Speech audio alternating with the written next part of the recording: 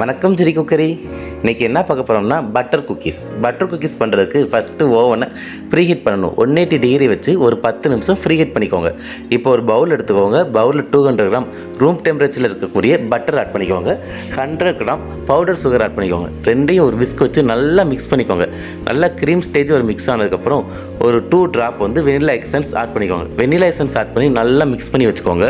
Essence நல்லா mix ஆனதுக்கப்புறம் 200 gram மைதா மாவு, அந்த மைதா மாவையும் போட்டு நல்லா ஒரு டோ ஸ்டேஜுக்கு மிக்ஸ் பண்ணி ஓரமாக வச்சுக்கோங்க. இப்போ நம்ம பேக் பண்ணக்கூடிய ட்ரேயை எடுத்து அதில் பட்டர் அப்ளை பண்ணி ஃப்ளார் டஸ்ட் பண்ணி எடுத்து வச்சுக்கோங்க. இப்போ நம்ம பட்டர் குக்கீஸ் தேவையான டோ ரெடி பண்ணி வச்சுக்கோங்கள, அதை எடுத்து சின்ன சின்ன உருண்டையாக உருட்டி ட்ரே ஃபுல்லாமே செட் பண்ணி வச்சுக்கோங்க. இப்போ ஒரு ஃபோர்க் எடுத்து அதில் மைதா மாவில் டிப் பண்ணி அந்த டோ உருண்டை பிடிச்சிருக்கோமோ அந்த டோ மேலே லைட்டாக வந்து ப்ரெஸ் பண்ணி எடுங்க.